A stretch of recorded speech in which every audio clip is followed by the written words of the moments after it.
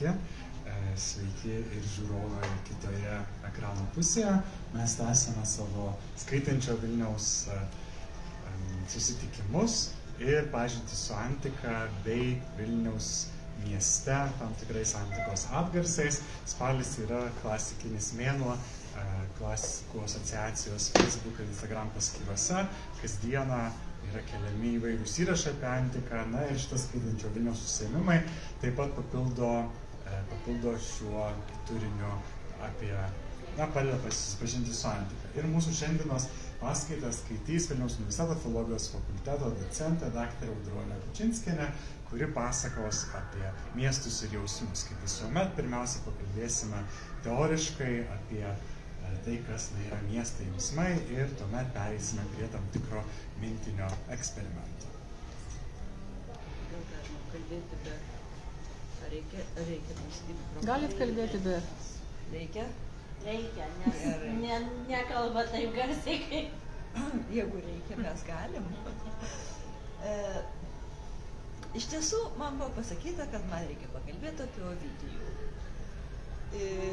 Ir miestas ir jausmai, aš tada pagalvojau, kaip aš galėčiau, į Ovidijų pažvelgti štai iš tokio kampo ir iš tokios perspektyvos. Taigi aš pasistengsiu kažką panašaus padaryti. Šiaip labai nemėgstu dėti paveiksliukų vardant paveiksliukų ir visada manau, kad jeigu kalbi apie Euripidą ir Ovidijų, nebūtina rodyti paveiksliuko, bet šį kartą įdėjau skulptūrą, kurios tiesa pati nesimačiusi. Tai yra skulptūra, kuri stovi Konstancijos mieste, Rumunijoje. Tai yra tas miestas, kuriame Ovidijus baigė savo gyvenimą ir mirė, ir ten jisai, kaip sakyti, amžinas paminklu. Taigi tiesiog primindama tam tikrą jo biografijos faktą, štai ir įdėjau tokį paveiksliuką.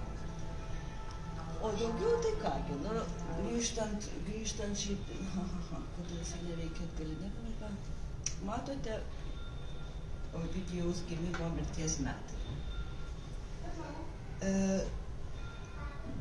Ovidijus gimsta tuomet, kai yra pasibaigę visi pilietiniai karai. 44 metais Filipų mūšis, triumviratas sutriuškina respublikonus, taip sakant, Cezario žudikus, ir baigta. Tada, kai Ovidijus apsirengia, taip sakant, vyro togą, kai jau žengia į pilnametystę, į brandų amžių, jau pamiršti karai, jau vyrauja taika, jau visiškai įsitvirtinęs praktiškai Augusto principatas, jau politinis gyvenimas iš esmės tapęs tam tikrą fikciją, nes suma sumarum vis galutinis sprendimas vis priklauso nuo principų. Kodėl aš tai sakau? Augustas yra naujos kartos žmogus. Ir iškart, jeigu mes vedam paralelės su dabartiniais jaunuoliais, sakykime, su mūsų laikais, tai galima būtų lyginti. Jeigu jo vyresnieji amžininkai, tokie kaip Vergilijus, Horacijus, dar turėjo, vienaip ar kitaip buvo įtraukti į kovas, į pilietinius karus. Vergilijaus ūkis buvo nusavintas ir atiduotas Cezario veteranams. Horacijus pats su ginklu rankoje kovėsi Filipų mūšyje pralaimėjusios pusėje. Tai Ovidijus, kaip sakau, jau šito nebėra. Aš bandžiau įsivaizduoti. Štai mano karta, pavyzdžiui, jau yra ta karta, kuri nebepažinojo, nebematė to, ką matė mano tėvai. Karo, pokario, trėmimų, partizanų. Jeigu mes įmam jau mano vaikus, aš tai, šitą kartą, kuri čia sėdi, tai dar kita karta. Tai yra jau, kuri jau sovietmečio realybės net truputėlio nemato. Tai aš įsivaizduoju toksai skirtumas yra, kuris, na, vienaip ar kitaip formuoja pasaulėžiūrą žmogaus. Ir Ovidijaus pasaulėžiūrai tai irgi aiškiai jis yra kitos kartos, kito mąstymo, kitos pasaulėžiūros žmogaus. Tai bandysim pamatyti kaip tik per jo kūrinius. Nu ką, dabar įprasta yra Ovidijaus kūrybą skirstyti maždaug į 3 laikotarpius, į 3 tokius etapus. Jis pradeda jaunas, labai jaunas, tiesą sakant. Iš jo buvo tikimasi klasikinės karjeros, teisininko karjeros. Tėvas tikėjosi, kad jis taps teisininku. Jis pradėjo nuo to, pabandė vieną bylą ir sakė, na ne, ačiū, tai ne man, tai yra politika ir jau visuomeninė veikla šitiems žmonėms nebėra aktuali, nebėra įdomi, taip sakyt. Ir gana jaunas įsilieja į kūrybinę veiklą, į tokį, kaip sakyt, laisvą gyvenimą. Ir, kažkodėl neklauso man šitas daiktas. Kodėl neklauso?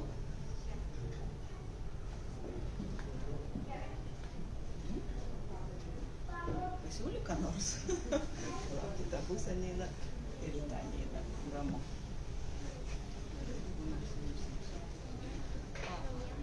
Aš čia pasižiūrėjau tai, kad į čia žvilgtėsim. Trumpa citatėlė. Liaudžiai, kuomet pristačiau jaunuolišką savo kūrybą, man dar te buvo barzda, kartą ar 2 syk skusta. Tai yra visiškai jaunas dar žmogus, tiesiog atsidėda poezijai. Ir tiesą sakant, Ovidijus buvo apsigimęs poetas.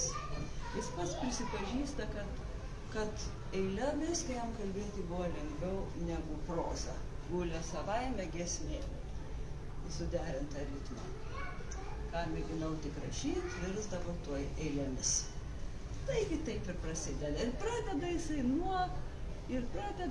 nuo meilės poezijos, įvairiais žanrais, įvairių rūšių. Iš pradžių meilės elegijos. Tai tuo metu populiarus žanras, čia apie jausmus. Šita dalis apie jausmus.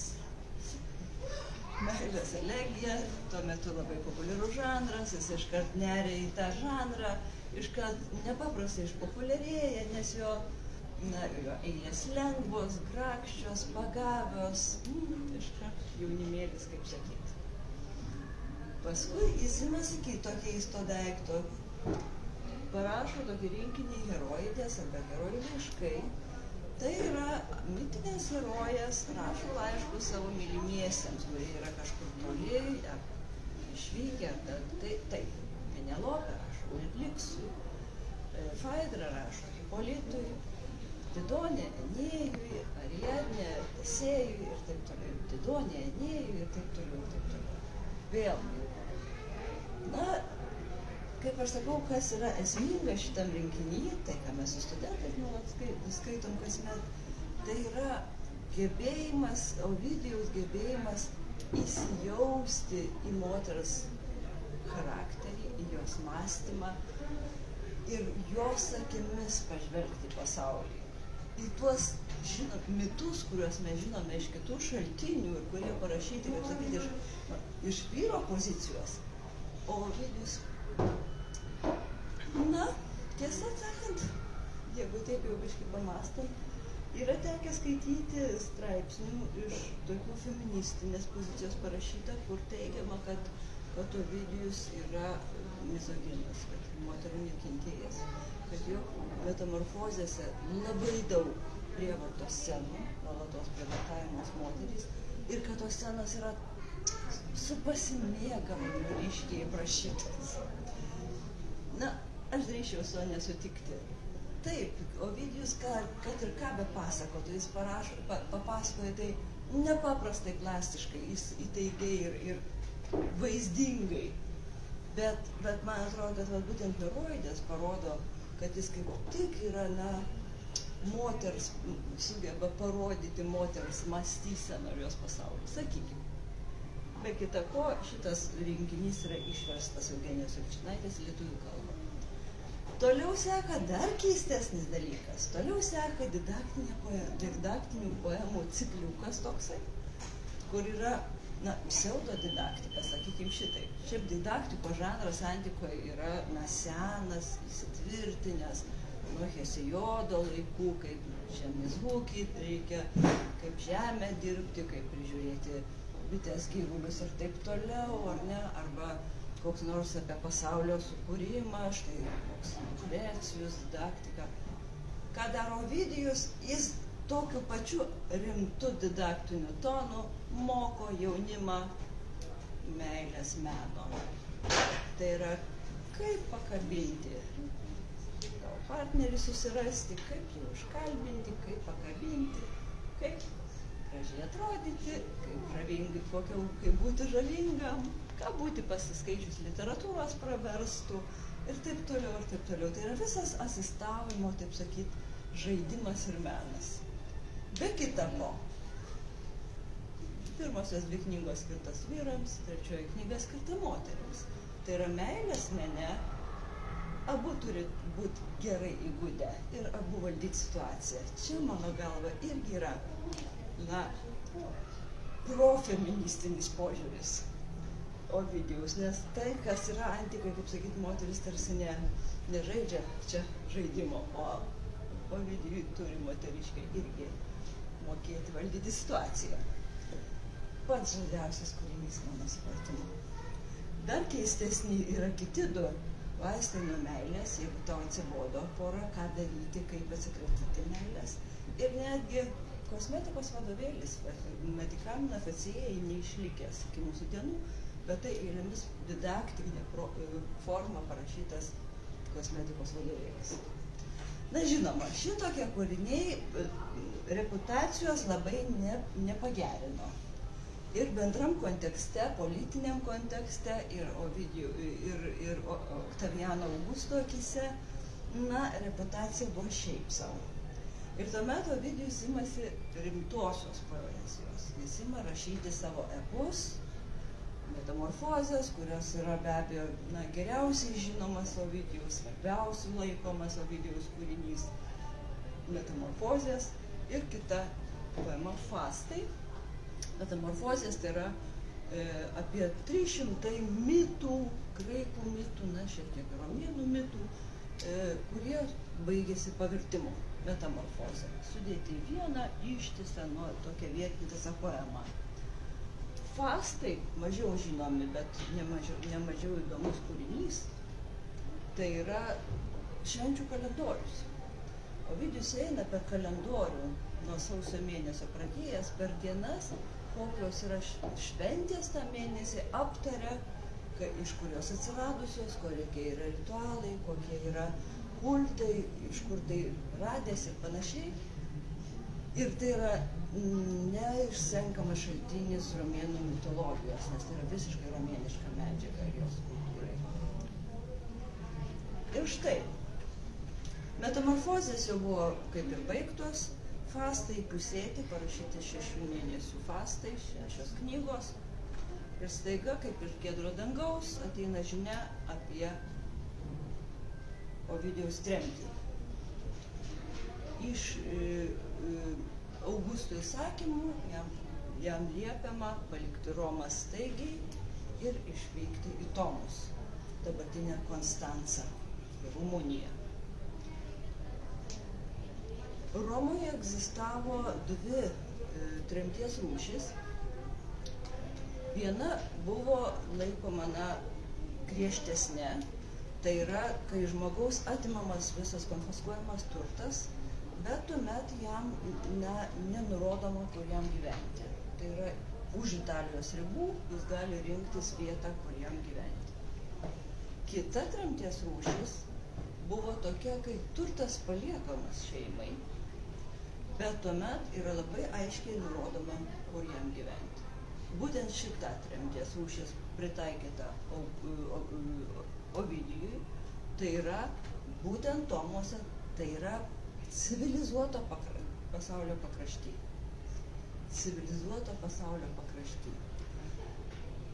poetą, kurios visas gyvenimas, kaip sakyt, suktis visuomeniai, suktis tarp žmonių, kaip sakyt, tuose sluoksniuose, kuriam sostinė kaip po toks yra sostinės papročiai, sostinės elegancija yra gyvenimo moto, būti ištremtam į pasaulio kraštą, kur, kaip jisai pasrašo, va čia pat už sienos jau laksto barbarų strėlės, kur šalta, kur sniegas, kur nieks nemoka lotyniškai, nėra su kuo pasišnekėt, o laiškai keliauja į Romą, bent mažiausiai 2 mėnesius ar daugiau.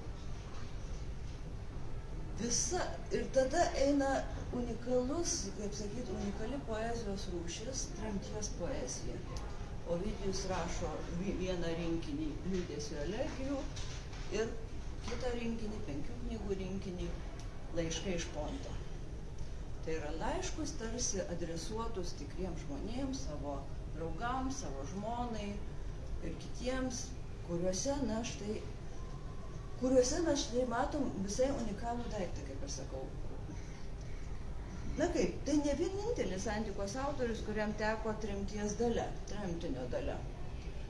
Ištremtas buvo Ciceronas, tiesa trumpam metam, ne pilniem metam, ištremtas buvo Seneka, kuriam laikui trumpam, bet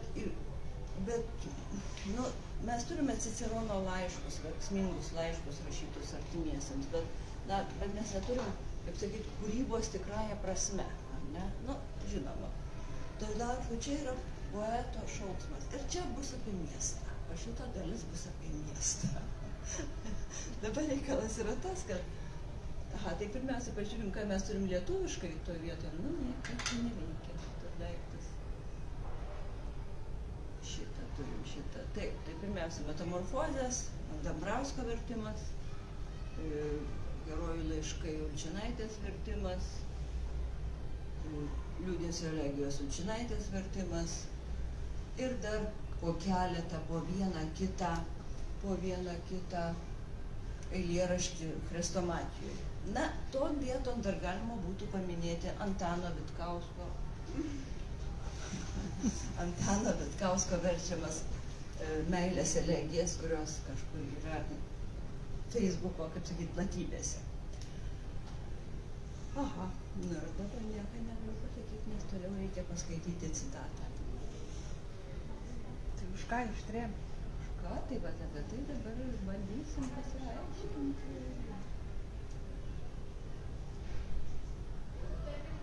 Na gerai, kol kas paskaitysiu tai. Tremties poezijoje nuolatos, aišku, skamba, atgailos, atsiprašymo motyvas, jis nuolatos prašo Augustą jam atleisti, grąžinti į Romą, ar bent kur nors arčiau prie Romos. Jis nuolatos prašo savo artimųjų ir draugų užtarti jį prieš princesą ir panašiai. Ir įvardyjamos tarsi dvi prieš. Kas nutiko Ovidijui ir dėl ko jis ištremtas, iš tiesų mes taip ir nežinom. Tai yra, tam tikra prasme mįslė.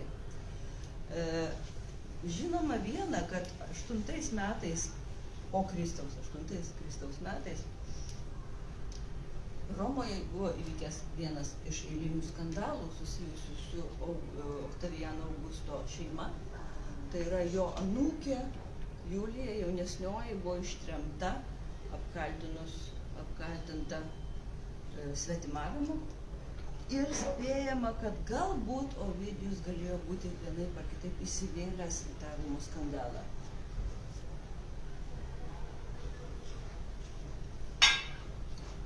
Bet, kaip sakau, savo poezijoje jis niekur nepaaiškina. Ir panašu, kad ir pats nežino, kaip reikiant. Jis mini 2 dalykus. Kaltė ir klaida. Nors dėl 2 aš kalčių, giesmės ir klaidos nukentėjau, bet nutylėt privalau antrąjį atvejį, tą klaidą. Toks jau nesu, kad ir vėl tau atnaujinčiau Cezarį žaizdą. Buvo ir pirmą įsyk tau pernelyg skaudi. lieka viena tik dalis, kad tapau per niekingąją giesmę kaltas kaip mokytojas paleistonystės bjaurios.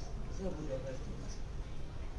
Kitaip sakant, kuo jis nusidėjo ir suklydo nežinia, kaip sakau, panašu, kad ir pats nelabai žino, ir lieka vienintelė giesmė. Taigi meilės menas tampa, kaip sakyt, oficialia tremties priežastimi. Meilės menas kaip amoralus kūrinys, mokantis žmonės amoralių veiksmų. Va čia ir dabar prasideda reikaliukai. Ar tikrai menas yra amoralus? Aš drįsčiau teigti, kad labai ne. Labai ne. Tai yra antikai, kuri įpratusi, literatūroje daug atviriau kalbėti apie seksą ir nešvankius dalykus. Kokių yra, kad neįmanoma išversti naujasias kalbas, sakykime, to paties Katūlo eilėraščių arba Marcijalio epigramų, tiesiog nieks neverčia, nes nėra tokių žodžių. Negali išversti. Tai palyginus su tuo, Ovidijaus meilės menas yra, kaip sakyti, nekalto mergaitėm. Viskas, taip, jisai moko, jisai iš tiesų moko, kaip pakabinti, kaip užkadrinti, kaip sakant, kaip mylėtis, taip, netgi ir šiek tiek ir sekso technikos, bet visą tai padaryta, taip žavingai, su mitiniais paaiškinimais, pavyzdžiais, viskas tai yra tokio, iš esmės tai yra gerų manierų vadovėlį. Ir viskas su tokiu lengvu humoru, su tokiu pagaviai ir su šarmingai, taip sakant. Taigi, kame reikalas? Tai kodėl tada meilės menas tampa oficialia priežastimi? Reikalas tas, kad tai, nuo ko aš pradėjau savo kalbą. Ovidijus yra naujo mąstymo žmogus. Ir jis visiškai nenorėdamas ir tyčia kažkaip nesistengdamas, bet tampa savotišku princepso opozicionieriumi. Tai yra, jam taip natūraliai gaunasi, suprantat, jam tiesiog taip eina. Jisai, pažiūrėkit. Tai čia pirmiausia, jisai kviečia jaunolius prisiminti senatvę ir kol laikas dar, tai būti ir džiaugtis gyvenimu ir meilę. Ir mokytis meno dailaus aš kviečiu romėnų jaunime. Tai yra iškalbos, retorikos, to meno, kuris visais laikais Respublikoje buvo pagrindinis politikos, teismų įrankis ir svarbiausias išsilavinimo dalykas. Jis irgi kviečia mokytis meno. Bet ne kad gintum tik tai drebančius kaltininkus, tai yra ne teismui. Kaip ir tauta, kaip teisėjas, rūstus ar senatas rinktinis, taip ir mergelė rankas iškalbai tavo pakels. Tai yra mokytis, kaip kad visais laikais mokės retorikos, bet tai tau padegs.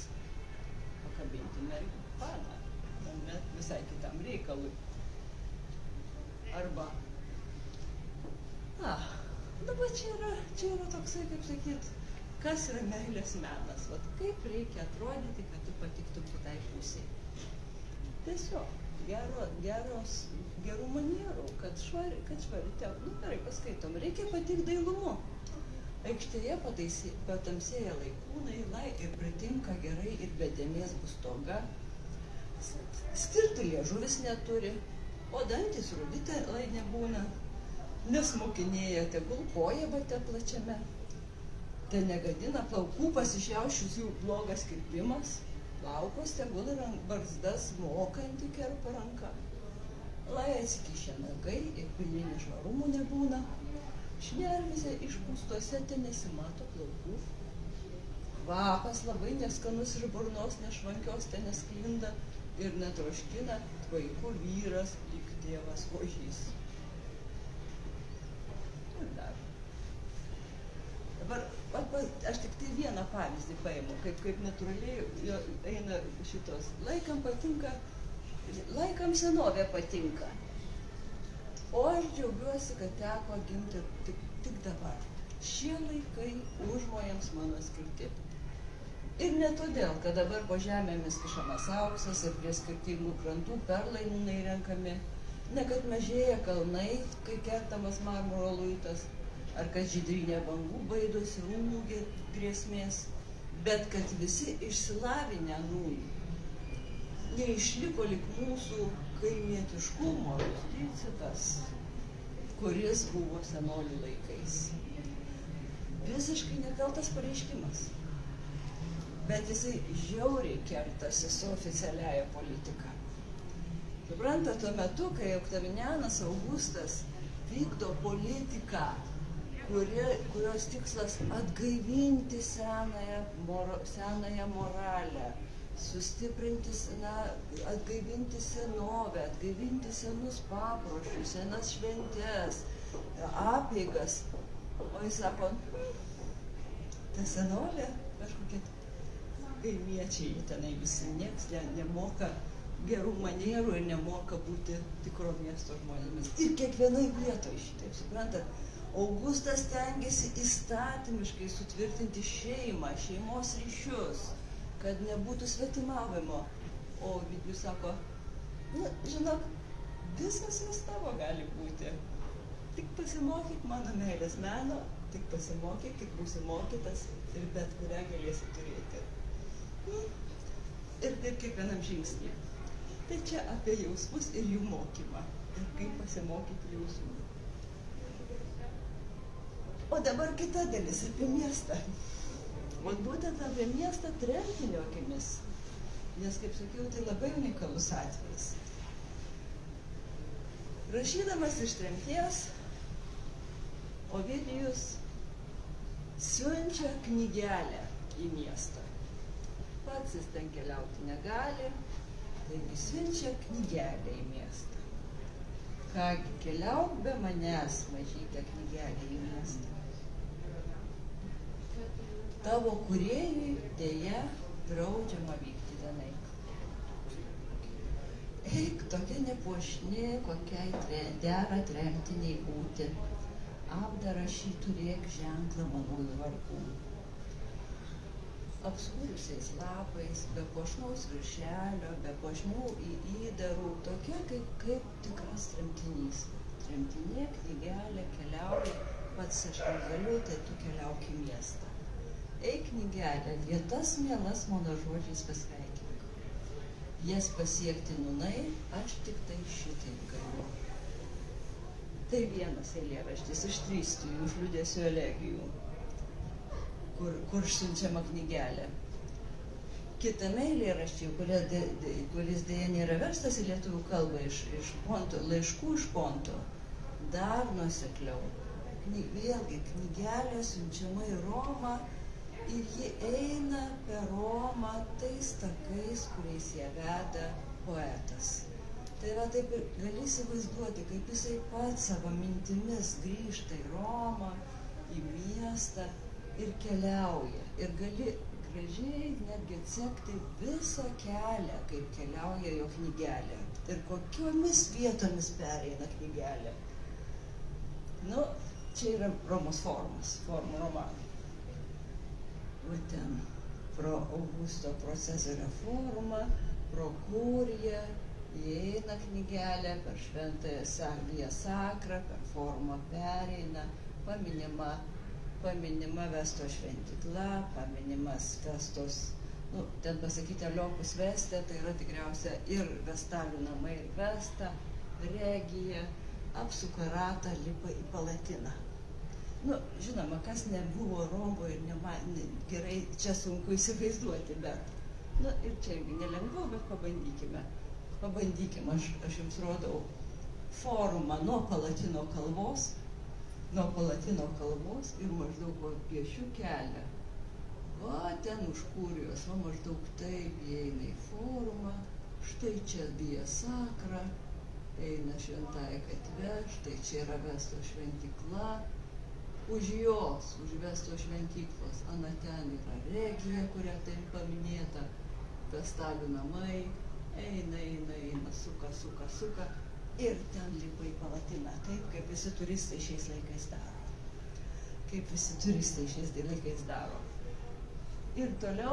Ir toliau, tai visą tą, ką mes dabar čia praėjom iki šičia, praėjom, užlipam Palatinos ir keliauja į Augusto namus. Ir ten aplanko šventyklą, Augusto pastatydinta kolonai skirta, pažiūri, kaip papuošta šventyklos durys, kokios skulptūros stovi. Paskui nusileidžia nuo Palatino ir apeina dar porą pastatinių, kurie vienaip ar kitaip susiję su Augusto šeima. Tai yra Marcelo teatras, Augusto pastatydintas ir sūnėnui dedikuotas, Oktavijos portikas, Oktavijos tai Augusto sesuo. Ką aš to noriu pasakyti?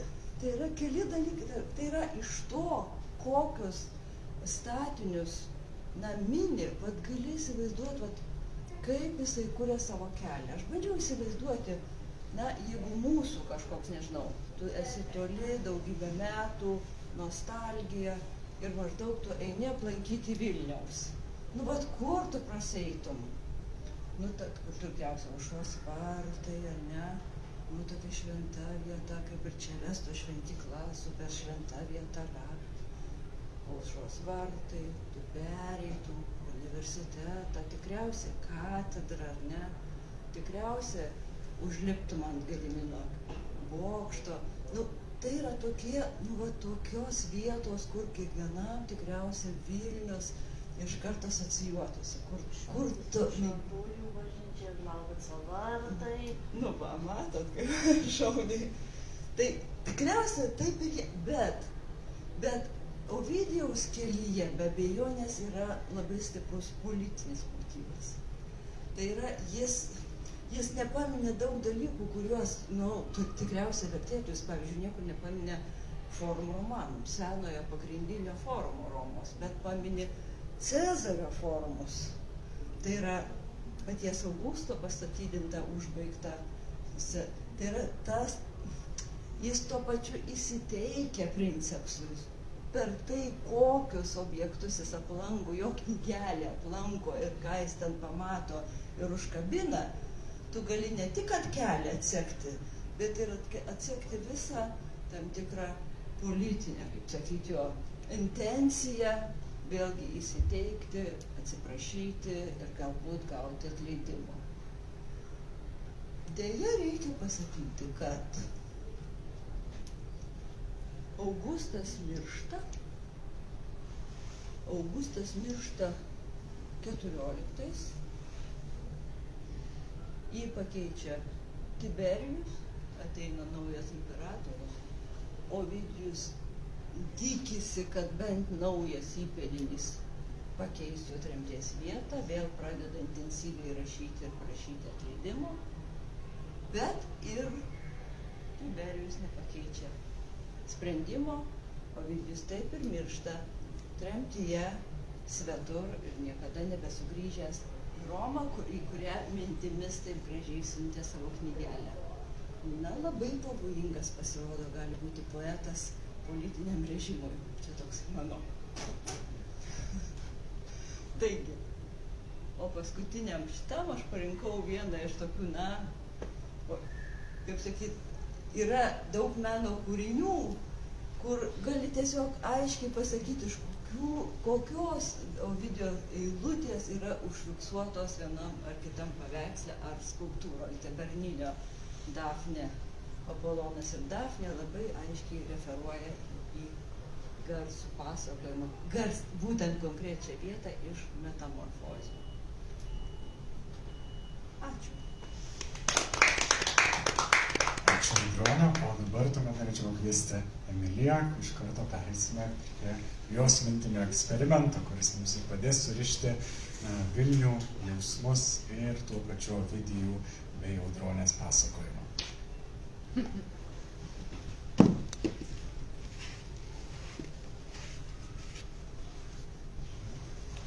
Tai Taip, gerai, sveiki visi ir už žydrųjų ekranų ir čia susirinkę. Aš vėl su savo eksperimentais, mintiniais ir šiandien iš tikrųjų paruošiau, kadangi buvo kalbėta apie jausmus ir miestą, paruošiau tokį šiokį eksperimentą, kur mes jūs, aišku, įtrauksime į jį tuo jau pat, kaip bandomuosius triušius. Ir jūs atsidursime psichologo kabinete, kur darysime santykių terapiją. O Jezu. Santykių terapiją ir šitai santykių terapijai mes naudosime ne bet ką, o šiandien psichologo kabinete lankysis Vilniaus rajonai. Tai yra bandysime sutaikyti, gerai sakai, štai jau žaidžiau, ne? Bandysime sutaikyti 2 Vilniaus rajonus. Tai jeigu norite tai pasidaryti namie, ko jums reikia? Jums reikia ant lapukų susirašyti visus Vilniaus rajonus. Ir jums reikia pasiruošti klausimus, kuriuos galėtų užduoti terapeutas. Ir tada jums reikia susirasti 2 savanorius, nes aš tai tikrai nežaisiu. Dėstytoja tai irgi nežais. Tomai, ateik. Nu, pabūk savanoriu. Tai man 2 reikia. Tai Gabrielė ir Tomas ateik. Niekas nežais? Vilija, tu. Ai, aš nenorėjau nepažįstamų kalbinti, nes po to galvoju. Drąsiai, Vilija tikrai visada pirma. Gerai, man vis dar vieno žmogaus reikia. Pabūsiu? Ateik. Kaip visada vyrai deda į kojas? Bet jūs dalyvausite tada visi antroji daly. Tai žiūrėkit, dabar aš jums duosiu, aš jums tiksliau, žinot ką, aš tai dabar tai išrinksiu. Šiaip tai galite išsitraukti laisvai, bet šį kartą įdomumo dėliai, kad suprastumėt, kaip žaisti ir galėtumėt pažaisti namuose, aš išrinksiu jums rajonus, kiekviena bus po kažkoks Vilniaus rajonas, tai parodykit viena kitai, bet mums, žiūrovam, psichologam, nerodykit.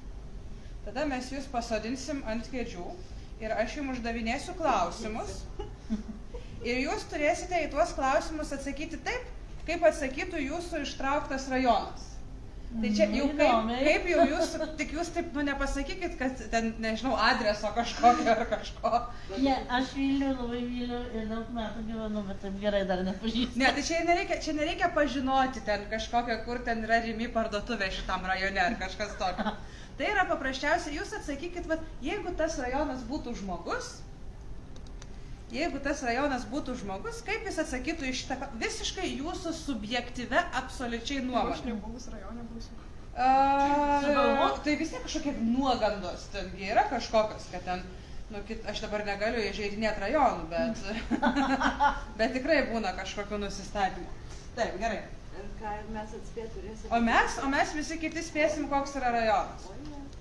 Gerai, yra 2 rajonai ir jie yra beje kaiminystėje. Kaiminystėje jūs galite, taip duodu, jūs viena kitai, mums tik nerodykit jokių būdų, gerai? Viena kitai parodykit. Okei. Gerai, galit šiaip, nežinau, galit vis tiek, reikia šnekėti daug, tai galit prisėsti. Nebandom. Gerai, aš čia susirašiau klausimų. Gerai. Bus rajonas numeris 1, rajonas numeris 2. Gerai, tinka, aš galiu apkeisti skaičius čia. 1 ir 1. Tai sveikinu, kad atėjote į terapiją porų, tai yra pirmas žingsnis pasveikimo link. Ir aš tada norėčiau pirmą klausimą užduoti kiekvienam, kaip jūs įsivaizduojate save po 10 metų? Įsivaizduoju labiau subrendusi. Čia tu kalbė rajonas. Čia rajonas. Turėsiu daugiau draugų. Ir jūs visada galite sakyti kitas, čia aš daug klausimų turiu. Turbūt tiek kol kas. Kaip jūs save įsivaizduojate rajone numeris 2? Aš labai tikiuosi, kad išliksiu vis dar toks pats gražus ir neįtikėtinas, toks pats žavintis ir toks pats įspūdingas. Gerai. Taip, tada čia aš dabar taip atskirai paklausiu, o po to aš dar apie jūsų santykius paklausiu. Aš dar pasitikslinsiu, ar mes turim taip pasakyti, kad tik pabaigoje galiausiai vis tiek suprastu, apie ką mes einame. Jūs sakit savo širdimi. Sakau, nereikia visiškai pasakinėti, mes nekvaili, Ten tokie, kad jau pasakytų, kad čia vat, pas mane vat, yra vat, Lazdynų iki. Bet jūs sakau, kaip jums jaučia širdis, jūs taip ir atsakinėkit, čia yra minties eksperimentas, o ne, žinot, kortų žaidimas. Tai va. Gerai, rajone numeris 1. Ar galit, kaip apibūdintumėte savo dienos ritmą? Gal galit papasakoti, koks jūsų dienos ritmas? Esu labai užsiėmęs, labai ilgai dirbu. Atostogauti neišvažiuoju dažniausiai. Sunkiai dirbu, daug uždirbu. Ir man visai patinka mano darbas. Aha, rajone numeris 2, kaip apibūdintumėt savo dienos ritmą? Gal čia, nežinau, kada keliatės, kaip dirbat, ar atostogaujat, kaip čia? Dirbu daug, keliuosi kaip išeina, kartais labai anksti, o kartais labai vėlai. Gyvenu neskaičiuodamas valandų. Bet visada vertinu ankstyvą rytą, gerą kavą. Supratau, tai jūsų toks yra toks kitoks truputį ritmas negu jūsų partnerio, tai čia, gal čia gali būti kažkokia problema. Ne, tai jeigu atėjo į porų terapiją, tai turiu. Gerai. Dar vienas tada individualus klausimas, tai būtų rajone numeris 1. Kokie žmonės jūs supa kasdien ir kaip jie daro įtaką jūsų gerovėje? Tai mane supa labai skirtingi žmonės, skirtingų tautybių, rasių, amžiaus, taip pat yra aplink mane irgi labai dirbantys žmonės. Taip pat turiu naujų pažįstamų ir daug turistų bendrauju. O jūs? Atsiprašau. Kokie žmonės jūs supa kasdien? Norintys daug ką sužinoti, atrasti ir pažinti. Rajone numeris 1. Kaip reaguojate į pokyčius? Ar jums patinka keistis, augti ir ten, žodžiu, vystytis, ar mėgstate likti toks pats?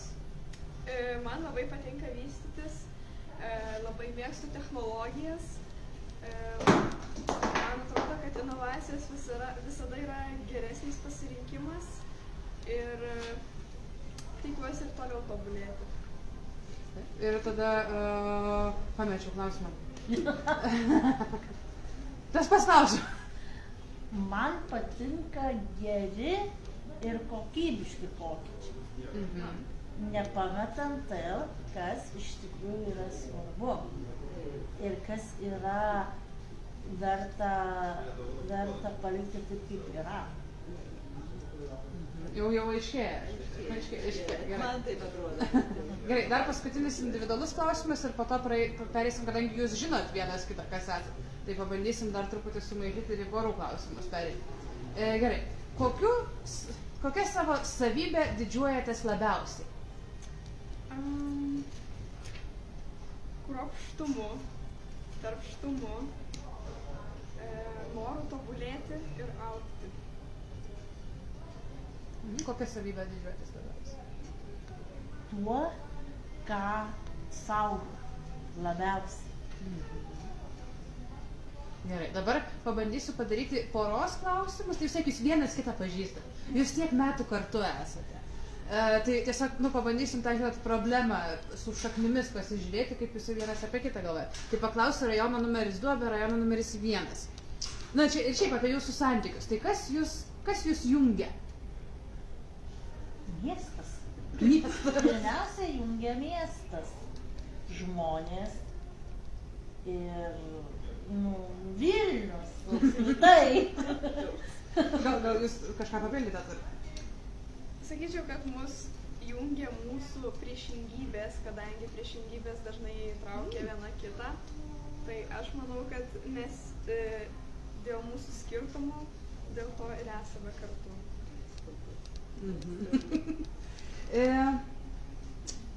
Kaip čia dabar aš bandau suformuluoti gražiau. Gerai, po to mane gražiai formuluojas paklausiu. Viskas bus gerai. Rajone numeris 2. Ką jūs labiausiai vertinate rajone numeris 1? Čia gal kažko, ko jums trūksta ir vat iš rajono numeris 1 norite? Ar, nu, vat ką jūs labiausiai vertinate? Inovacijos. Protingų inovacijų. Protingas inovacijas. Aha. O rajonas numeris 1, ką jūs vertinat rajone numeris 2? Labai vertinu autentiškumą ir kad nenori pritapti prie visų vien dėl to, kad pritaptų ir išlaiko savo išskirtinumą. Gerai, ir dabar paskutinis klausimas. Jums abiems, čia dabar galite kurti, kaip jūsų diena kartu atrodytų? Vat jeigu jums reikėtų kartu praleisti dieną, vienas su kitu, kaip jie atrodytų? Prašau, rajonas numeris 2. Ar kuris, nežinau. Galit kartu kurti? Aš galiu. Tai pirmiausia, lėtai atsikeltume, ilgai būtumėm lovoje, tačiau dieną pradėtumėm darbą ir darbą dirbtumėm kruopščiai, ilgai, tačiau vakare vėl leistumėm savo pasiilsėti kur nors namie.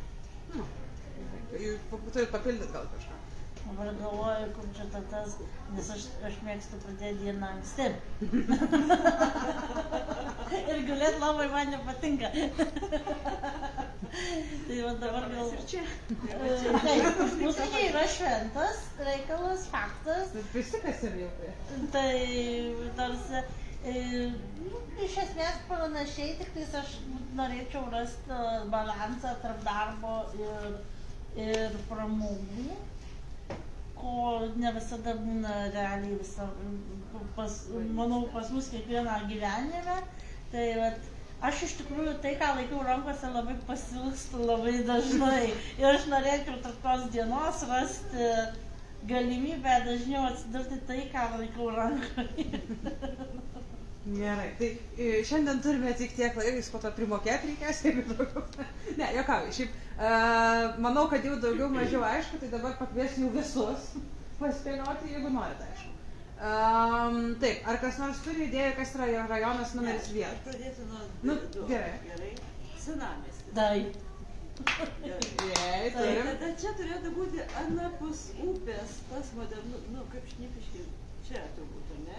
Nu, yra Šnipiškės, taip. Jūs apie Palupį ar apie Kalužą? Apie Palupį aš nepagalvoju. Aš turiu galvoju, kas kitoj pusėje Neries Dangorai. Tai ten Šnipiškės. Ai, Šnipiškės. Dar kokių variantų? Ne, Šnipiškės. Garsiau? Naujamiestis, taip.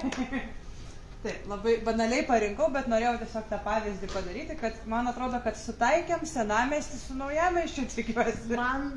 Nes aš labai daug metų gyvenau Naujamiestį, tai aš žinokit, su tokiu malonumu bėgu į Senamiestį. Ir dabar šitas atgalį, kaip tik buvo mano mama atvažiavus, tai buvo, jūs neįsivaizduojat, koks kaifas yra vaikščiot po Senamiestį, ypač tą Senamiestį, kurį žino mano mama, kuri baigė universitetą prieš 40 metų. Tai yra pats didžiausias malonumas tą daryti. Kitą kartą gali dar pagalvoti kaip Ovidijus tada. Reikia mes ir pagalvojom. Nu tai taip, tai galit mamai tada. Man iš karto Glaubico vartai, Aušros vartai, Visų šventų bažnyčia. Dar aš vežčiau į katedrą, tikrai vežčiau kaip ir sakėte, į Gedimino bokštą. Bet man dar Vilnius neįsivaizduojamas be Antakalnio ir to pačio Naujamiesčio, kur buvo Pagulenka visa. Bet dabar jau be Upio neįsivaizduoju. Be Užupio ir dabar jau be Paupio nelabai įsivaizduoju. O kas toliau? Numatys. Lazdynai? Pasakėt, kad jūs atsakinėjot nuostabiai. Taip, tai aš norėčiau dar kartą tada paplot mūsų rajoną. Gerai. Tai ačiū labai visiems dalyvavusiems minties eksperimente ir iki kito trečiadienio. Ačiū labai.